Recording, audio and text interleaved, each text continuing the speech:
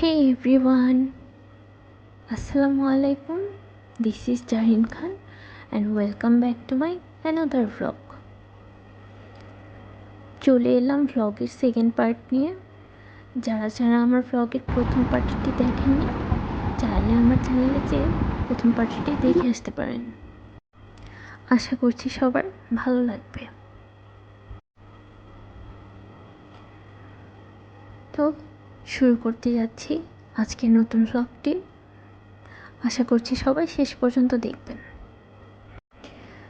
কারণ আজকের ভ্লগটি অনেক ইন্টারেস্টিং হতে যাচ্ছে। দুপুরে লাঞ্চ শেষে চলে গেলাম ছাদে বিকেলের সুন্দর আবহাওয়া উপভোগ করার জন্য।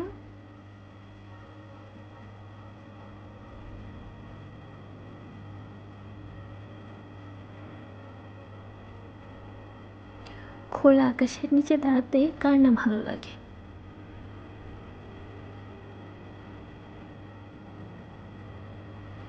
সবসময় ছাদের নিচে থাকতে একদমই ভালো লাগে না, কেমন যেন আবদ্ধ আবদ্ধ লাগে।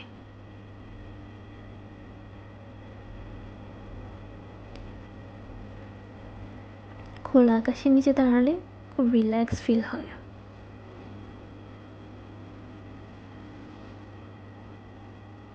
কি সুন্দর আকাশ, আল্লাহর সৃষ্টি কতই না সুন্দর।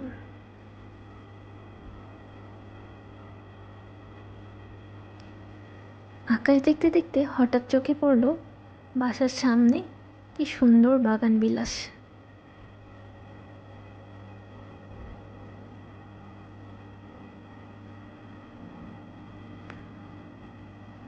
ছাদে অনেক ফড়িং উড়ছিল, দেখে ভালোই লাগছিল।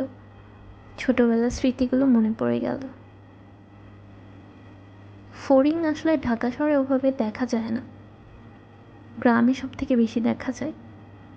তো আজকে হঠাৎ দেখতে পেয়ে ছোটবেলার কথা মনে পড়ে গেল। এরপর চলে এলাম বাসায়। বাসায় এসে দেখি আম্মু হালুয়া রান্না করছে। রান্না না, সরি, বানাচ্ছে। এটা ছিল পেঁপের হালুয়া। পেঁপে আগের থেকে সিদ্ধ করে রাখা ছিল, সিদ্ধ করে রেখে পানি ছড়িয়ে রাখা হয়েছিল। এরপর এখানে ঘি দিয়ে দেওয়া হয়েছে।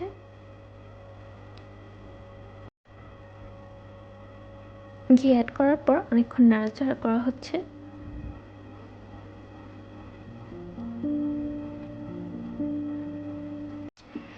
এখানে পাশের চুলায় গরুর দুধ জাল করা হচ্ছে। এখানে প্রায় 5 লিটারের মতো দুধ ছিল। এখন হালুয়াতে চিনি মিক্সড করা হচ্ছে পরিমাণ মতো। যদিও আমার আম্মু অনেক বেশি চিনি দেয় সবসময়, কিন্তু আমি চিনি কম খাই, সো আমার জন্য একটু সমস্যা হয়ে যায়। কিন্তু মায়ের রান্না সবসময় অতুলনীয়।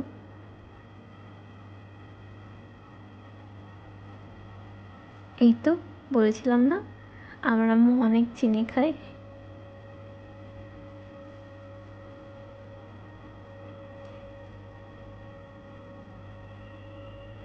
ঘি এবং চিনি অ্যাড করার পর এখন আম্মু অ্যাড করছে দুধের খিসা। দুধ ঘন করে রেখেছিল, সেটা এখন এখানে অ্যাড করা হচ্ছে।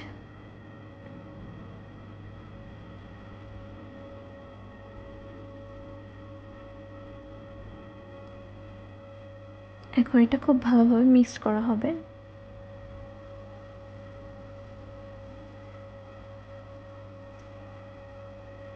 অনেকক্ষণ চুলায় জাল করা হবে এটা, যাতে প্রপারলি সব ইনগ্রেডিয়েন্টস মিক্সড হয়।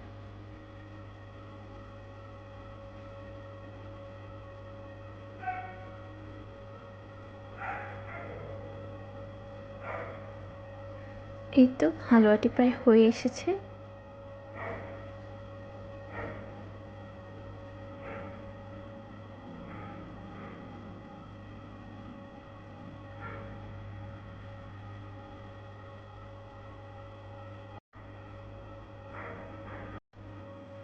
আমি আসলে ভয়েস ওভার দেওয়ার আগে টেস্ট করে ফেলেছি, সো খেতে অনেক মজা ছিল। এই তো পাশে গরুর দুধ জাল করা হচ্ছে। এটা দিয়ে কিছু বানানো হবে না ভাবে, জাস্ট নর্মালি খাওয়ার জন্য। অন্য সময় আম্মু পায়েস বা সেমাই কিছু একটা রান্না করে।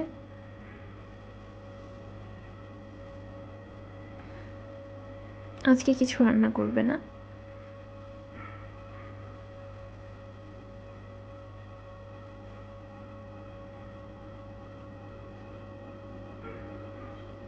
এই তো হালুয়াটি হয়ে গিয়েছে। হালুয়াটি হয়ে যাওয়ার পর এখন হালুয়ার উপর বিভিন্ন ধরনের কিশমিশ আর বাদাম দিয়ে এটাকে গার্নিশ করা হয়েছে। লাল কিশমিশ এবং কালো কিশমিশ। কালো কিশমিশ আমি কখনো খাইনি, এবারে প্রথমবার।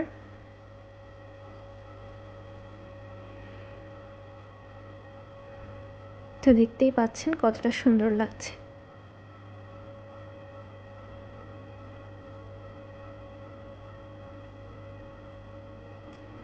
কথাই আছে, প্রথমে দর্শনদারি পরে গুণ বিচারি। দেখতে যদি সুন্দর না হয়, খেতে যতই ভালো হোক, খাবারে কিন্তু তৃপ্তি আসে না।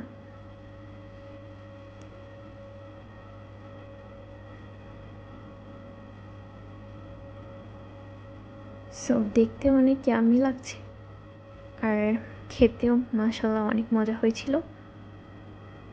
আম্মুর রান্না বলে কথা।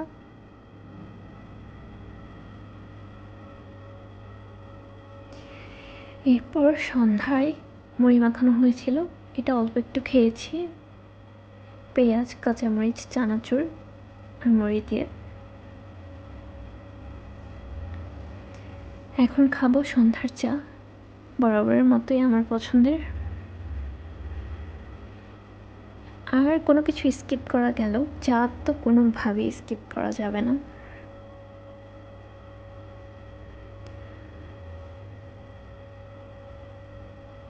আমাকে যদি কোনো কিছু স্কিপ করতে বলা হয়, আমি রাতের খাবার মানে রাতের ডিনার স্কিপ করতে পারবো, কিন্তু চা স্কিপ করতে পারবো না। এখন আমি আমার ভাই চাটা খাচ্ছি দুজন মিলে।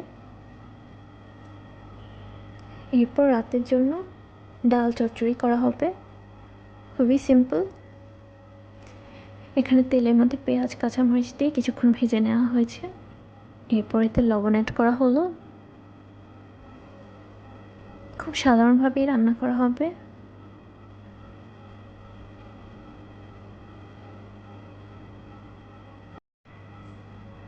ঠিকমতো পেঁয়াজ আর কাঁচামরিচটা তেলে ভাজা হয়ে গেলে এখন সামান্য পরিমাণ পানি অ্যাড করে দেব, যাতে মশলাটা পুড়ে না যায়।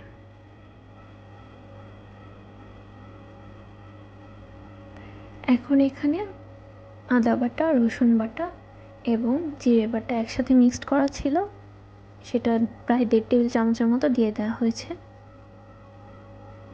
পরিমাণ মতো। এরপর এখানে ধনে গুঁড়ো আর হলুদ গুঁড়ো দিয়ে দেওয়া হয়েছে। যেহেতু ডাল রান্না করা হবে, তাই মরিচের গুঁড়োটা স্কিপ করা হয়েছে, কারণ ডালে সাধারণত মরিচের গুঁড়ো ব্যবহার করা হয় না।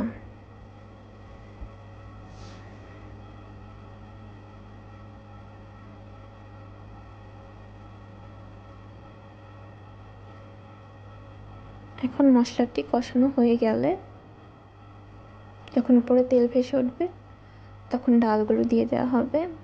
ডালগুলো আগে থেকে ধুয়ে রাখা হয়েছিল, মুসুরির ডাল।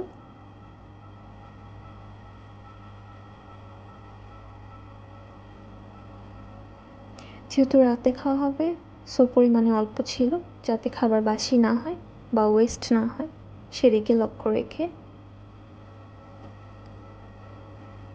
ডাল দিয়ে দেওয়া হলো। এখন ডালটা ভালো মতো কষানো হবে।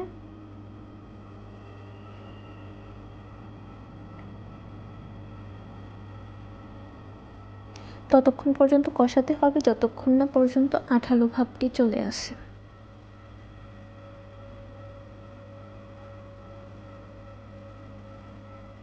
এই তো মোটামুটি আঠালো হয়ে এসেছে।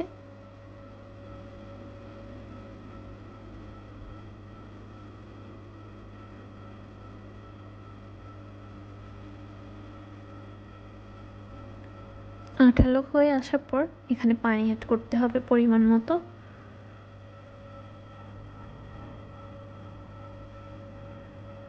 তবে অবশ্যই খেয়াল রাখতে হবে যাতে করে পানির পরিমাণ অতিরিক্ত বেশি না হয়ে যায়। যেহেতু এটা ডালের চচ্চড়ি করা হচ্ছে, এর জন্য খুবই স্বাভাবিক পরিমাণে পানি দিতে হবে। খুব বেশিও দেওয়া যাবে না, খুব কমও দেওয়া যাবে না।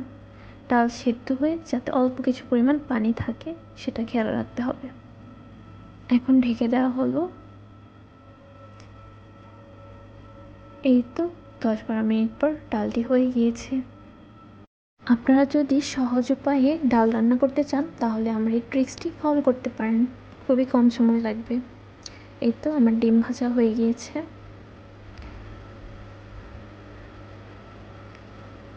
আমার ডিনার রেডি। ডিম ভাজা আর সাথে ডাল, আমি তো মনে করি এটা হচ্ছে ওয়ার্ল্ডের বেস্ট কম্বিনেশন। আমার সবথেকে পছন্দের খাবারের মধ্যে একটি। আর এই যে দেখতে পাচ্ছেন পেঁয়াজ আর মরিচ ভর্তা, এটিও আমার অনেক পছন্দের। যখন কোনো কিছু খেতে ভালো লাগে না তখন আমি ডিম ভাজি আর সাথে এটা খেয়ে ফেলি। এখন 1 চামচ মেথি আমি পানিতে ভিজিয়ে রাখবো, সাথে চিয়া সিড, দুটো একসাথে মিক্সড করে আমি সারা রাত ভিজিয়ে রাখবো এবং সকালে খালি পেটে খাবো। চিয়া সিড এবং মেথির গুণাগুণ অনেক, আমি অন্য একটা ভিডিওতে ইনশাল্লাহ শেয়ার করব। এখন ঢেকে রেখে দিলাম। কালকে সকালে ঘুম থেকে উঠে আমার প্রথম কাজই হচ্ছে খালি পেটে এই পানিটি খাওয়া। রাতের রুটিন অলমোস্ট কমপ্লিট। এখন বসে বসে একটা অ্যানিমেশন মুভি দেখছিলাম, একটু পর ঘুমাতে চলে যাব। চলে এসেছি ভ্লগের একদম শেষ পর্যায়ে। ইনশাল্লাহ সামনে নতুন নতুন আরও সুন্দর সুন্দর ভ্লগ আসবে, আপনারা প্লিজ দেখবেন। আমার চ্যানেলটি অবশ্যই